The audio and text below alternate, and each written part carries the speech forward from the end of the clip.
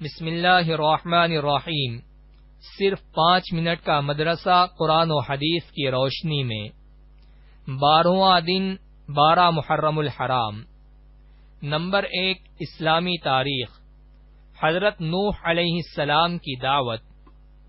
جب لوگوں کی نافرمانی اور بت پرستی دنیا میں عام ہو گئی تو اللہ تعالی نے ان کی ہدایت و رہنمائی کے لیے حضرت نوح علیہ السلام کو نبی بنایا۔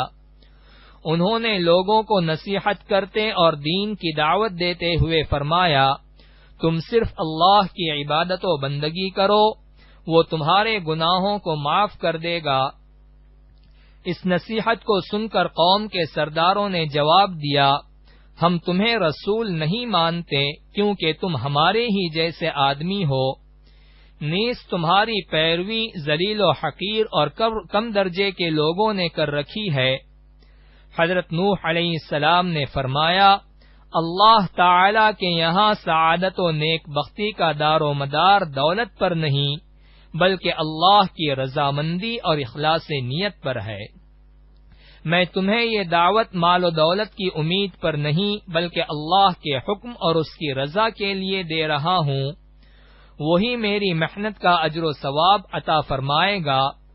غرض حضرت نوح علیہ السلام دن رات انفرادی و اجتماعی اور خصوصی و عمومی طور پر ایک طویل عرصے تک قوم کو شرک و کفر اور اللہ تعالی کی نافرمانی سے ڈراتے رہے، مگر وہ باز تو کیا آتے بلکہ الٹا عذاب الہی کا مطالبہ کرنے لگے۔ نمبر 2 حضور صلی اللہ علیہ وسلم کا معجزہ، درخت کا حضور صلی اللہ علیہ وسلم کو اطلاع دینا۔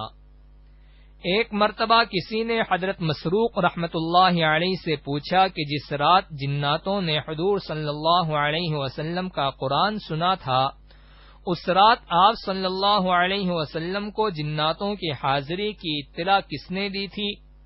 تو حضرت مسروق رحمۃ اللہ علیہ نے فرمایا، مجھے حضرت عبداللہ بن مسعود رضی اللہ عنہ نے خبر دی ہے کہ اس رات رسول اللہ صلی اللہ علیہ وسلم کو جناتوں کے بارے میں ایک درخت نے بتایا تھا۔ نمبر 3 ایک فرض کے بارے میں، نمازی پر جہنم کی آگ حرام ہے۔ رسول اللہ صلی اللہ علیہ وسلم نے فرمایا، جو شخص 5 نمازوں کی اس طرح پابندی کرے کہ وضو اور اوقات کا اہتمام کرے، رکوع اور سجدہ اچھی طرح کرے اور اس طرح نماز پڑھے کہ اپنے ذمے اللہ تعالی کا حق سمجھے، تو اس آدمی کو جہنم کی آگ پر حرام کر دیا جائے گا۔ نمبر 4 ایک سنت کے بارے میں، جہالت سے پناہ مانگنے کی دعا۔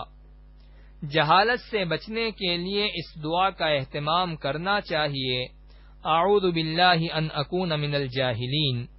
ترجمہ، اللہ کی پناہ مانگتا ہوں اس بات سے کہ میں جاہلوں میں سے ہو جاؤں۔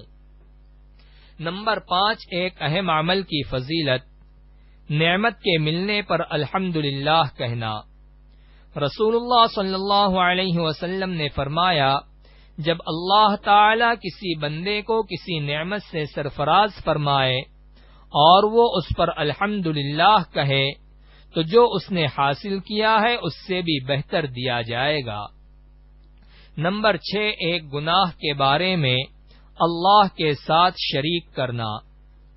قرآن میں اللہ تعالی فرماتا ہے، جو شخص اللہ تعالی کے ساتھ کسی کو شریک کرے گا تو اللہ تعالی اس پر جنت حرام کر دے گا اور اس کا ٹھکانہ جہنم ہے، اور ایسے ظالموں کا کوئی مددگار نہیں ہوگا۔ نمبر 7 دنیا کے بارے میں، دنیا چاہنے والوں کا انجام۔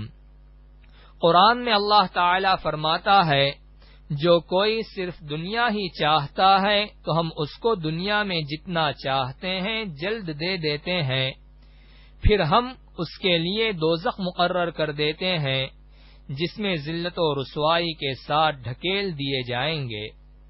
نمبر 8 آخرت کے بارے میں، جنتیوں کا حال۔ رسول اللہ صلی اللہ علیہ وسلم نے فرمایا، جنت میں لوگ کھائیں گے اور پیئیں گے لیکن نہ تو پیشاب پاخانہ کریں گے اور نہ ہی ناک چھینکیں گے، بلکہ ان کا کھانا اس طرح ہضم ہوگا کہ ڈکار آئے گی جس سے مشک کی خوشبو پھیلے گی، اور ان کو اللہ کی ایسی تسبیح اور تکبیر بتائی جائے گی جس کو پڑھنا اتنا آسان ہوگا جتنا دنیا میں تمہارے لیے سانس لینا آسان ہوتا ہے۔ نمبر 9، طب نبوی سے علاج، مسواک کے فوائد۔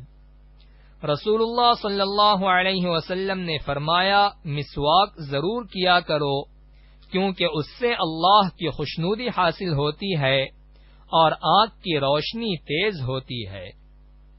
نمبر 10، نبی صلی اللہ علیہ وسلم کی نصیحت۔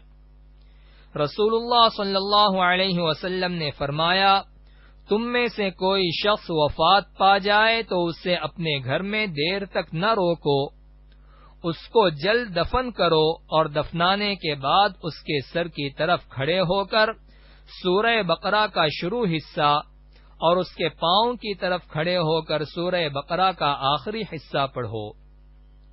فائدہ، شروع حصے سے مراد الف لام میم سے مفلحون تک اور آخری حصے سے مراد آمن الرسول سے فانصرنا علی القوم الکافرین تک ہے۔